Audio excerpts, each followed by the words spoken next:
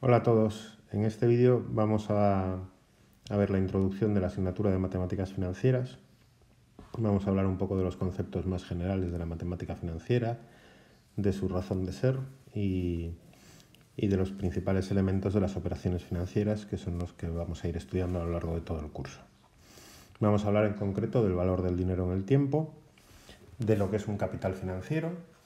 Vamos a definir también lo que son o lo que es una operación financiera, sus elementos, y vamos a clasificar las operaciones financieras según sus características. Y por último vamos a hablar un poquitín de lo que denominamos rédito y lo que llamamos tipo de interés o tanto de interés o tanto tipo de descuento si las operaciones son de descuento, que en un ratito veremos qué es una operación de descuento. Bien, la idea fundamental en matemáticas financieras es que una cantidad de dinero no tiene el mismo valor, no le otorgamos el mismo valor, no la queremos tanto o de la misma forma en dos momentos distintos de tiempo. Es decir, para mí no es lo mismo tener 1.000 euros hoy que tener 1.000 euros dentro de 5 años. Por lo tanto, nunca vamos a comparar directamente una cantidad de dinero que tiene vencimiento, eso quiere decir que es disponible para mí, que yo puedo disponer de ella a día de hoy, con otra cantidad de dinero. Puede ser la misma cuantía, la misma cantidad, la misma cifra de dinero, pero que va a ser disponible, yo voy a poder disponer de ella, voy a poder gastármela, voy a poder metérmela en el bolsillo o voy a poder meterla en una cuenta corriente en el banco en un momento de tiempo diferente. ¿Por qué no asignamos el mismo valor a una misma cantidad de dinero en dos momentos de tiempo distintos? Porque partimos de un principio que se llama el principio de preferencia de liquidez. Yo prefiero dinero disponible que dinero no disponible. Yo prefiero tener el dinero en mi bolsillo que habérselo prestado a alguien y tener la promesa de que ese alguien me lo va a pagar dentro de 2 años, o de 5 años, o de 10 años. ¿Motivos de esta preferencia? El primero es el sacrificio del consumo. Si yo tengo el dinero disponible, puedo gastármelo en lo que quiera y puedo satisfacer las necesidades que tenga. Si yo necesito cambiar de coche, me puedo comprar el coche ya y pagarlo. Si quiero irme de viaje, pues me puedo ir de viaje y pagar ya el viaje. Si ese dinero lo he prestado y no me lo van a devolver hasta dentro de 2 años, pues no puedo hacer esos gastos, o bien tengo que pedir un préstamo o un crédito para poder hacer frente a los gastos. El segundo motivo es el coste de oportunidad. Si yo no tengo el dinero disponible, no puedo invertirlo y no puedo sacarle una rentabilidad. No puedo comprar una letra del Tesoro para que dentro de un tiempo el Tesoro Público me devuelva algo más de dinero. No puedo contratar un depósito bancario, no puedo hacer una inversión en acciones, o no puedo hacer una inversión inmobiliaria, o no puedo hacer una inversión del tipo que sea. Por lo tanto, hay un coste de oportunidad. El tercer motivo es el riesgo que se asume cuando se presta un dinero. Si yo le presto a alguien el dinero, ese alguien me promete que me lo va a devolver dentro de X tiempo, pero es posible que esa persona quiebre, que por lo que sea no me lo quiera devolver y yo tenga o bien que quedarme sin mi dinero o bien que iniciar un proceso judicial o asumir unos costes del tipo que sean para recuperar ese dinero. Y el cuarto motivo es la inflación. Lo que yo voy a poder comprar hoy con 1.000 euros, previsiblemente dentro de 5 años va a haber subido de precio. Y por lo tanto, con el mismo dinero dentro de 5 años voy a poder comprar menos cosas. Voy a tener una pérdida de poder adquisitivo y por eso también prefiero tener el dinero y poder gastarlo hoy que tener esa misma cantidad de dinero dentro de un tiempo. Bien, en relación con esto, nosotros no vamos a hablar de cantidades de dinero, sino que vamos a hablar de capitales financieros. Un capital financiero es un par de datos, es decir, está definido por dos elementos. La cantidad, la cuantía, una cantidad de dinero, 1.000 euros, y el vencimiento, es decir, el momento en el que ese dinero es disponible. Eso es el vencimiento. Un capital financiero, para poder definirlo, necesito conocer las dos cosas. ¿Cuánto dinero y en qué momento de tiempo está disponible? ¿Cuál es su vencimiento? El momento en el que yo lo voy a cobrar. El momento en el que otra persona me lo va a pagar. Y por lo tanto yo lo voy a tener ya para metérmelo en el bolsillo, digamos. Por el principio de preferencia de la liquidez, entre dos capitales que tienen la misma cuantía, siempre voy a preferir el que tiene el vencimiento antes. Si es hoy, mejor que si es dentro de un mes, mejor que si es dentro de un año, mejor que si es dentro de una década. Y si yo acuerdo con alguien intercambiar un capital actual, es decir, con vencimiento hoy, por otro capital que él me entregará en el futuro, lo que voy a hacer es pedirle a cambio una compensación, un precio. Yo a esos inconvenientes por prestarle el dinero, depreciación, riesgo, sacrificio del consumo, coste de oportunidad que veíamos antes, le voy a poner un precio, de forma que si acuerdo con alguien sustituir una cantidad de dinero de hoy por una cantidad de dinero de dentro de un tiempo, le voy a pedir que me devuelva algo más de dinero. Y esa diferencia es el precio. La resta entre las dos cantidades sería el precio. Por ejemplo, yo prefiero tener 10.000 euros ahora que tener una promesa de que alguien me los entregará dentro de 2 años. Pero puedo acordar con él prestarle los 10.000 euros para que dentro de 2 años no me devuelva 10.000, sino que me devuelva 10.500. El precio de esa operación son los 500 euros de diferencia, ¿no? Y lo obtendríamos restando 10.500 menos 10.000. Llamamos, por tanto, operación financiera a esos intercambios de capitales financieros. Intercambios que se deben realizar en base a una ley financiera. Veremos ahora cuáles son las principales leyes financieras. Básicamente, una ley financiera es una función matemática que relaciona un capital y otro capital, o un capital y otros capitales, que considera, por lo tanto, estamos hablando de capitales, no de cantidades de dinero, considera cuantía y tiempo, y establece una relación entre ellas. Para poder establecer esa relación y para poder hacer una operación financiera, las partes que intervienen, es decir, yo y la persona a la que le presto el dinero, nos tenemos que poner de acuerdo en las condiciones de ese intercambio. Cuándo se lo voy a dejar, cuándo me lo va a devolver, cuál va a ser el precio que le voy a cobrar por prestárselo, con qué fórmula se va a calcular, etcétera, etcétera. Más elementos que veremos a continuación. Si intercambiamos capitales como resultado de una operación financiera, vamos a decir que el capital que yo presto y el capital que me devuelven son financieramente equivalentes, ¿vale? Por eso los intercambiamos. No son iguales, son equivalentes. Van a tener una cuantía diferente y van a tener un momento de tiempo distinto. Pero vistos desde de un modo integral, cuantía y momento de vencimiento a la vez, son indiferentes y son intercambiables. Son equivalentes. Obviamente, como ya hemos dicho, hay un precio y por lo tanto hay un coste para el que le hacen el préstamo y tiene que devolverlo, para el prestatario, y hay una ganancia para el prestamista, para el que presta el dinero y luego recupera más dinero que el que prestó. Pero partimos de que hay un acuerdo sobre esa cantidad. Por lo tanto, que a los dos nos parece bien y para nuestra situación nos parece buena esa operación, queremos hacerla y estamos de acuerdo en las condiciones, ¿vale? Por eso se habla de equivalencia o de que los capitales son indiferentes. Bueno, ¿cuáles son los principales elementos de una operación financiera? Pues por un lado tenemos a los elementos personales, que son las personas que acuerdan la operación. Siempre hay dos partes en una operación financiera. Pueden ser dos personas, pueden ser dos empresas, puede ser una persona y un banco, una empresa y un banco, dos bancos entre sí, un Estado por un lado y una entidad privada por otra, las que sean. A una de ellas la vamos a llamar acreedor y a la otra deudor. En función de cuál sea la naturaleza de cada una de las operaciones financieras, préstamos, letras, bueno, hay muchas, no siempre está tan claro quién es el acreedor y quién es el deudor y a veces se hace arbitrariamente. A este le llamo acreedor y a este le llamo deudor. Ya hablaremos de eso más adelante, que no es relevante por ahora. Normalmente el acreedor es el que hace el primer pago, el que presta el dinero, y el deudor es el que se lo tiene que devolver más adelante y por lo tanto es el que hará el último pago para devolver el dinero.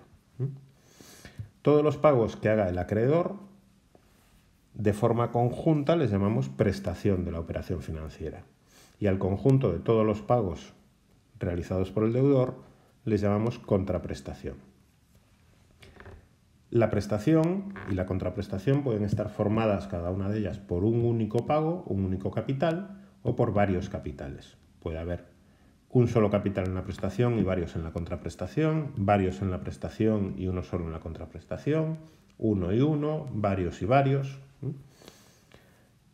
De forma conjunta, es decir, si valoramos toda la prestación como un único ente y toda la contraprestación como un único ente, esos dos elementos deben de ser financieramente equivalentes. Es decir, globalmente, la prestación y la contraprestación han de ser financieramente equivalentes para que haya una operación financiera. Bueno, hay más elementos en las operaciones financieras que son más básicos y que creo que no necesitan mucha explicación. Tenemos un inicio, el momento en el que se hace el primer pago, tenemos un final, el momento en el que se hace el último pago, una duración, que es el tiempo que transcurre desde el primer pago hasta el último, y tenemos una serie de elementos objetivos de los que hablaremos ahora un poco más, la ley financiera que se aplica, el tipo de interés o el tipo de descuento que es aplicable a esa operación. En función de cómo sean todos estos elementos, vamos a clasificar las operaciones financieras. En primer lugar, las podemos clasificar por su duración. Y vamos a tener operaciones a corto plazo, que son aquellas que duran hasta un año, y operaciones a largo plazo, que son aquellas que duran más de un año. Realmente esta clasificación no es tan estricta y hay algunas operaciones que se consideran a corto plazo aunque superan el año y hay operaciones que se consideran de largo plazo aunque están algo por debajo del año. Pero como idea general, y siendo una clasificación que no es excesivamente práctica, que no la vamos a utilizar de forma habitual, esta es la clasificación básica según atendiendo a la duración. En función del número de capitales que forman parte de la operación financiera, tenemos operaciones simples cuando la prestación está formada por un solo capital y la contraprestación también está formada por un solo capital. Sin embargo, si cualquiera de ellas, o bien la prestación o bien la contraprestación, tienen más de un capital, entonces es una operación compuesta. Por ejemplo, si yo le pido un préstamo al banco, un préstamo hipotecario, y se lo tengo que devolver haciendo muchos pagos durante 10 años, o 15 años, o 20 años, esa es una operación compuesta. La prestación es un único capital que me entrega a mí el banco, pero la contraprestación está formada por muchos pagos mensuales. Pongamos que son 10 años, 12 meses, 120 pagos voy a hacer. Es una operación compuesta. En función de la ley financiera que usemos, y esta clasificación es importante, no tiene nada que ver con la anterior, aunque se vuelvan a usar las palabras simple y compuesta, son cosas diferentes. Tenemos operaciones en régimen de simple y operaciones en régimen de compuesta.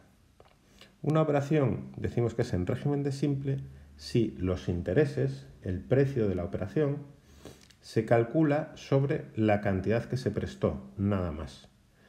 Y hablamos de operaciones en régimen de compuesta si una vez que va pasando el tiempo y se van generando intereses, esos intereses a su vez generan nuevos intereses. Me explico. Supongamos que yo presto a otra persona 1.000 euros y me lo va a devolver dentro de 2 años. Y yo le digo, bueno, me vas a pagar un 10% anual, un tipo de interés del 10% anual. Cada año me vas a pagar un 10%. Si la operación es en régimen de simple, como le presto 1.000 euros y le pido un 10%, por el primer año me va a pagar 100 euros y por el segundo año me va a pagar 100 euros, el 10% de 1.000 en ambos casos. De forma que me va a tener que devolver 1.200 euros al cabo de 2 años. En régimen de compuesta, la diferencia es que cuando ya ha transcurrido un año, yo le voy a decir, ojo, que a partir de ahora ya no me debes 1.000 euros, me debes 1.100, porque ha pasado un año y ya me debes los intereses del primer año. Por lo tanto, durante el segundo año, te voy a calcular los intereses no sobre los 1.000 que te había prestado, sino sobre los 1.100 que me debes ahora. Así que el segundo año calcularé el 10% de 1.100, que son 110. Y al final de la operación me tendrá que devolver 1.210 euros. 100 de intereses del primer año y 110 de intereses del segundo año, que se han calculado sobre los 1.000 que le presté más los 100 que eran los intereses del primer año. Bien, y por último, según la ley financiera, también podemos hablar de operaciones de capitalización y operaciones de descuento. La diferencia es que en las operaciones de capitalización los intereses se calculan sobre la cantidad inicial, la cantidad que se presta. Yo le presto 1.000 euros y calculo ese 10% del que hablaba sobre los 1.000 euros que le presté o sobre esos 1.000 euros más los intereses que han generado esos 1.000 euros. En las operaciones de descuento, la operación típica es: yo tengo una letra de cambio, es decir, un documento por el que alguien dentro de 2 años me va a pagar 1.500 euros. Y yo le digo a alguien: te cedo esta letra de cambio, es decir, tú te quedas con el derecho a cobrar 1.500 euros dentro de 2 años y a cambio me das un dinero, te vendo ese derecho. Si me dicen que me van a aplicar un 10% de descuento, ese 10% se aplica sobre los 1.500 euros, que son la cantidad futura. Es decir, me van a descontar 150 euros cada año. Si es en simple, tendríamos que acumular los intereses si fuesen compuesta. Pero en lo que me quiero centrar es que ese 10% de descuento se calcula sobre los 1.500 euros, que es la cantidad que se va a devolver, no sobre la cantidad que se presta. La cantidad que se presta será menor. Bien, hablaremos un poco más en detalle de las operaciones de descuento. Rédito y tanto de interés. El rédito es el precio pagado en la operación por unidad de capital, es decir, es un porcentaje sobre el capital de la operación, sin tener en cuenta cuánto dura la operación. Mientras el tanto o tipo de interés, da igual, es equivalente a decir tanto de interés o tipo de interés. O tanto o tipo de descuento, si la operación es de descuento, es el precio pagado por unidad de capital y por unidad de tiempo.